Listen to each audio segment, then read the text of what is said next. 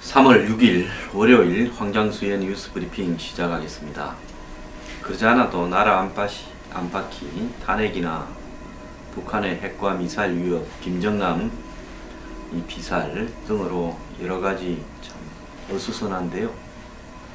여기에 더해서 북한이 오늘 아침에 미사일을 4발 중 쏜 걸로 지금 나오고 있습니다. 자, 어제 미국에서는 미국이 91년 이후에 한반도에서 철수했던 전술 핵무기를 다시 재배치하는 것을 검토하고 있다라는 보도가요, 뉴욕타임스에서 나왔습니다. 오늘 이런 어떤 북한의 미사일 발사와 미국의 전술 핵 재배치 등에 대해서 좀 자세하게 알아보겠습니다. 자, 북한이 이번에 아침에 쏜 미사일은 7시 36분에 쐈다는데요. 평안북도 철산 동창리 일대에서 쐈다고 합니다.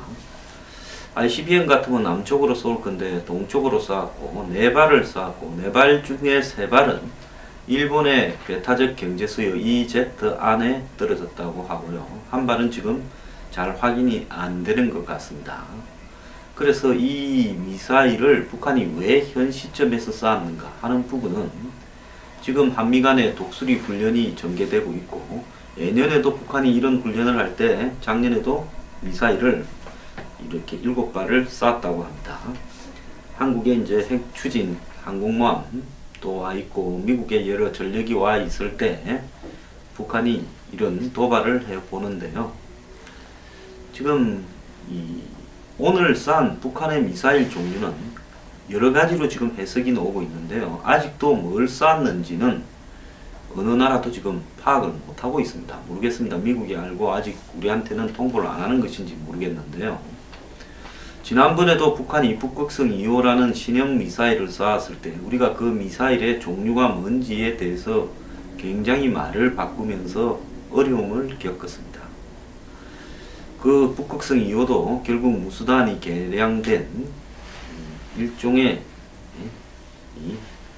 중거리 미사일 IRBM 정도로 비춰지는데, 그 부분 또한 북한이 잠수함 발사 탄도미사일 SLBM을 실험한 것이다 라는 이야기도 나오고 있어서 아직도 북극성 2호의 정확한 실체나 성능이 어떤지는 나오지 않았습니다. 그때 북한이 45도의 평상각도 발사가 아니라 고각 발사를 통해서 한 1000km 떨어지게 해서 정확히 남측에 성주 포대도 맞출 수 있다는 걸 보여주는 그런 어떤 시위와, 또 옆으로 정상 발사를 했을 때는 괌까지도 도달할 수 있다, 이런 부분들을 보이고, 또 한편으로는 이것이 SLBM으로 갔을 때 어떤 일이 벌어질지 한번 생각해봐라, 이런 어떤 압박이기도 했다, 이런 여러가지 포석이 있었습니다.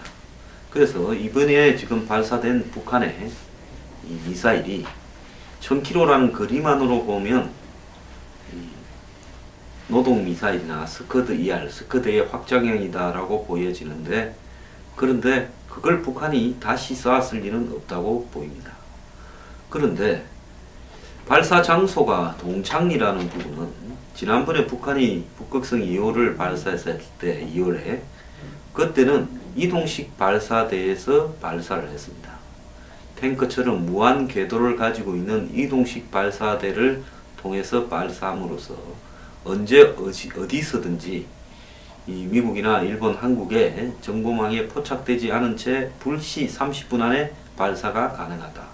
그리고 고체 연료를 탑재해서 언제든지 이렇게 발사하는 시간이, 발사 준비 시간이 매우 짧기 때문에 인공위성의 정보망에 걸리지 않고 발사가 가능하다. 그런 부분들이 핵심이었을 거로 보이는데, 이번에는 평소에 나사 우주기지처럼 미사일 발사대가 있는 동창리 기지에서 쐈다는 측면에서 봤을 때, 한편으로 생각해보면 ICBM을 쐈을 거다. 항상 북한은 상대가 추측을 잘 못하도록 애매모호한 이런 방식의 도발을 합니다. 자, 미사일 발사대가 있는 데서 쐈으니까 그러면 ICBM일 거다. 그렇다면 왜 포착을 못했는가? 동창리에서 쏘는 거는 거기에 연료를 주입하고 뭐 움직이고 하는 이런 사진들 때문에 포착이 되는데요. 포착이 안 되고 동창리 발사대에서 쐈다. 그럼 ICBM을 쏴서 10,000km를 날아가야지 왜 1,000km를 날아가냐? 고각 발사를 해서 1,000km로 조정했다. 뭐 이렇게 해석을 할 수도 있거든요. 자, 그리고 아까 말씀드린 대로 스커드 ER이나 노동 미사일은 아닐 거다. 그러면 중거리 미사일을 좀 고각 발사했느냐? 그럼 이 중거리 미사일이 뭐냐? 북극성 2호와는 다른 벨기에 신형 중거리 미사일을 또 개발했다는 거냐? 아니면 무수단 미사일이냐? 그래서 이 북한이 쏜 미사일의 실체가 뭔지 파악되기까지는 시간이 좀 경과될 걸로 보입니다. 북한이 오늘 미사일을 쏜 이유는요, 미국이 트럼프 행정부가 들어서서 최근에 북한에 대해서 선제 타격이니 외과적 수수식 타격이니부터 시작해서 어제는 급기야 전술핵 재배치까지 나오다 보니까 북한이 우리는 절대로 물러나지 않을 거니까 트럼프가 우리와 협상을 해야 될 것이다 라는 의미도 담고 있고, 또 지금 한미 간의 독수리 훈련이 진전되고 있는 부분에 대한 경고의 의미도 담고 있고, 김정남 암살 사건에 대한 자신들 나름대로 베체라식 추가 도발일 수도 있습니다. 자, 그런데 미국이 지금 전술핵 한반도 재배치를 검토하고 있다. 이게 전략핵과 전술핵은 뭔 차이가 있는가 하면, 전략핵이라는 것은 ICBM에 실어서 한 10,000km 정도를 날려보내거나 잠수함 등으로 날려보내는, 한마디로 상대 진영을 초토화시키는 이 폭발력이 매우 큰 핵무기를 말하고요. 전술핵이라는 것은 상대적으로 비행기나 미사일 발사대나 이런 데서 쌓아 올려서 이 상대방의 어떤 특정한 전술적 거점을 이렇게 파괴하는 좀 강도가 낮은 종류의 미사일입니다. 핵미사일입니다.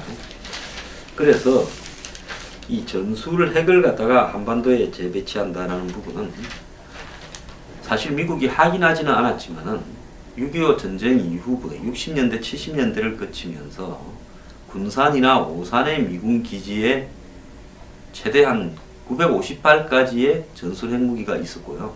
마지막에는 80년대 말에는 150개 정도가 있었는데 91년에 동서냉전이 마무리되고 또 한반도 비핵화 선언이 이렇게 미국과의 협조하에 이렇게 발표가 되고 하면서 그 전에 한국에서도 전술핵 무기가 100% 철수가 되었습니다. 미국이 소련이 망한 마당에 굳이 지금 이 핵끼리의 어떤 대결 이런 부분이 불필요하다라고 보고 새로 든 들어선 러시아와 협의를 해서 미국과 이 러시아의 핵들이 서로 폐기되는 그런 절차를 밟아갈 때 한반도에 있던 전술핵들도 철수가 되었습니다.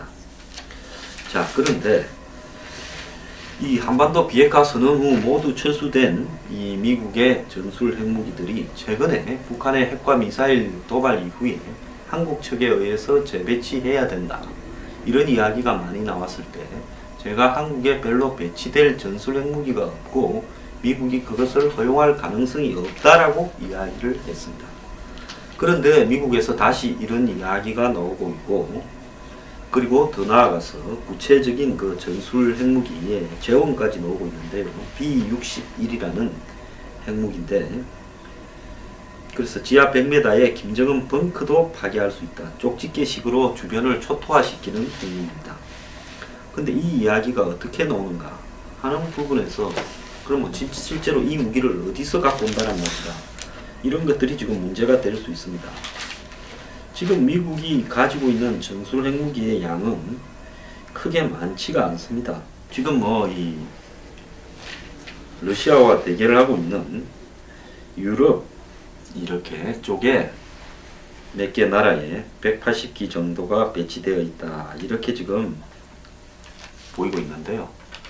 지금 이 부분에 대해서 제가 좀 조사해 본 결과 트럼프가 지금 북한의 핵과 미사일을 제어할 수 있는 모든 방법을 강구해 봐라, 이렇게 이야기가 되고, 이 부분에 따라서 미국의 각 이런 전략 전술을 담당하는 부서에서는 이 대응 방법을 갖다가 여러 가지로 제시를 하고 있습니다. 얼마 전에 그 월스트리트 저널에서도 유사한 이야기가 한번 보도된 적이 있었죠. 자, 이런 상황에서 이 오바마 때도 물러나기 전에 북한에 대한 선제 타격을 검토해 봤지만은 결국은 한국의 남한 측의 피해가 클 거기 때문에 이 부분을 포기했다.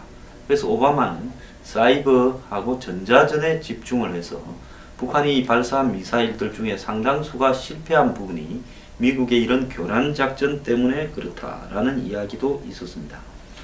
그런데 이제 이런 작전의 한계를 느끼고 새로운 형태의 작전을 구사해봐라, 이래서 지금 비행기에 탑재해서 비행기에 탑재해서 전폭기나 폭격기에 탑재해서 공격할 수 있는 그런 B-61이라는 전술 핵무기를 한반도에 배치하는 것이 낫다 하는 부분에 대한 안이 하나 올라간 걸로 보이고요. 이걸 가지고 올라가면 지금 절대량이 부족하기 때문에 유럽 쪽에 있는 것을 상징적으로 몇 개 빼는 형태가 되어야 될 거라고 보입니다. 그런데 지금 미국의 한반도를 담당한 동아시아 태평양 담당 국방부 국무부 차관보가 아직 임명이 되지 않았습니다. 그렇기 때문에 이 임명이 되기 전에 이런 어떤 방법이 결정되기는 어려울 것이다. 그래서 다양한 미국이 사용할 수 있는 옵션 중에 하나를 이렇게 거론한 속에서 전술 핵무기 재배치가 거론된 데 불과하다라는 부분입니다. 자, 이 전술 핵무기를 실질적으로 배치를 하려면 한반도 비핵화 선언을 우리가 폐기를 해야 됩니다. 자, 저는요, 미국에서 이런 말이 나온 시점에 자기 한국의 대통령으로 선출되는 사람은 한반도 비핵화 선언 폐기를 할 필요가 있다. 즉, 미국에서 이런 움직임이 있었기 때문에 우리도 그런 부분에 대해서 선제적으로 이렇게 비핵화 선언 폐기를 발표한다. 왜? 북한은 지금 이 모든 종류의 핵무기를 개발해서 그걸 쏴 보낼 수 있는 미사일까지 만들고 있는 마당에 우리가 비핵화를 해 있다는 것은 문제다라는 부분으로 적극적으로 활용할 필요는 있다고 봅니다.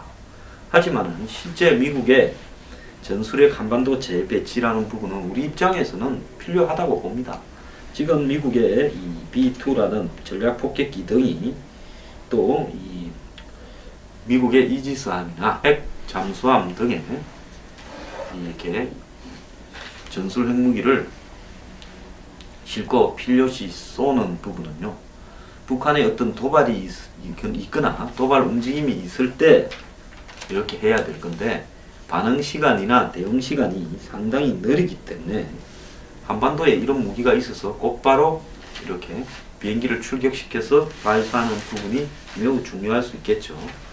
근데 지금 오늘 아침 신문에 보면 이 전투기에 모두 이렇게 B-61을 실어서 쏘는 것이 가능하다 되어 있는데, 이것은 한국 공군에는 주지 않을 거 아닙니까? 가지고 온다면요. 그러면 미국이 한국에 보유하고 있는 전투기에 달아야 되는데, 지금 미국이 한반도에 배치해 놓고 있는 전투기 중에 과연 현재로서는 이 B-61을 쏠 수 있는 것이 가능한가?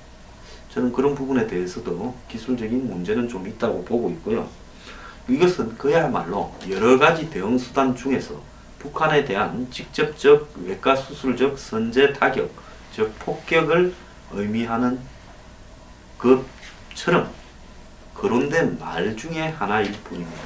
이 부분을 가지고 우리가 너무 흥분할 필요도 없고요. 실제로 이렇게 될 가능성은 저는 매우 적다고 보고 있습니다. 그렇기 때문에 이런 말들이 나오는 시점에서 우리가 이 북한에 대해서, 전 세계에 대해서 이 한반도 비핵화 폐기 선언을 할 필요는 있다, 이렇게 봅니다. 반면에요, 미국의 그 전략핵 잠수함, 전략핵 미사일을 실은 잠수함이 항상 근처에 이렇게 돌고 있다라는데, 그런데 지금 전술 핵무기를 한반도에 배치하는 것이 북한에 대한 핵무기의 그 미사일 개발에 대한 한마디로 당위성을 뒤늦게 인정해주는 격이 되어버리고, 또 중국이 제재에서 이탈을 하게 되고 국내에 이 막대한 논란을 불러올 수 있고, 실질적으로 전술 핵무기라는 것은 폭탄 중에 좀 강한 폭탄, 즉 수십 킬로톤 정도의 어떤 폭발력을 가진 강한 폭탄에 불과한데, 이것을 배치해서 실질적으로 얻을 수 있는 효과보다 잃을 수 있는 게 더 많다라는 이야기도 있습니다. 그래서 이런 군사적 효용성 면에서 이게 의미가 있는가? 다만 이런 어떤 이 효용성을 따지기 이전에 심리적인 측면에서의 어떤 이 안정성은 있겠죠. 그러면 전술 핵무기를 한반도에 배치를 다시 한다면 결국은 지금까지 북한이 배치한 핵을 인정해 주는 거고, 이제는 핵에서 핵으로 대응해야 된다라는 부분으로 가야 되는 그런 상황이 벌어지는 문제도 있습니다. 어쨌거나 현실적으로 봤을 때 북한의 핵과 미사일을 제거할 수 있는 방법은 없다고 보고 있습니다. 제재도 불가능하고요. 중국이 우리 측에 서서 제재를 해줄 가능성은 제로입니다. 이번에 보고 있지 않습니까? 그러면 우리가 그렇다고 이 북한의 핵을, 미사일을 제거할 이 역량도 없고, 미국이 그렇다고 북한을 폭격을 하기도 어려울 겁니다. 그렇다면 결국은 당분간은 핵과 핵으로 맞서는 것이 현실적인 부분이다. 비핵화나 평화제의 즉 핵의 이용이라는 부분은 환상적인 이야기에 불과한 거 아니냐. 이런 부분에서 봤을 때 전술핵 재배치는 일단은 위선적인 북한에 대한 대응 구도에서 좀 벗어나는 측면은 있다, 이렇게 보는데요. 문제는 우리 내부에 지금 이 대응 어떤 팀이 제대로 되어 있는가? 지금 박 대통령은 이번 주가 끝나면 탄핵이 될 수도 있고, 그러면 대선 과정이 진행되는데 이 과정 속에서 지금 김관진 안보실장, 윤병석 외교부 장관, 한민구 국방부 장관 등이 대응을 해야 되는데요. 미국은 어떤 방법으로 결정하든 한국의 5월 중순쯤으로 예정되는 대선 이전에 이 모든 한반도에 대한 대응 방법을 결정할 가능성이 크다. 그것만큼은 확실한 것 같습니다.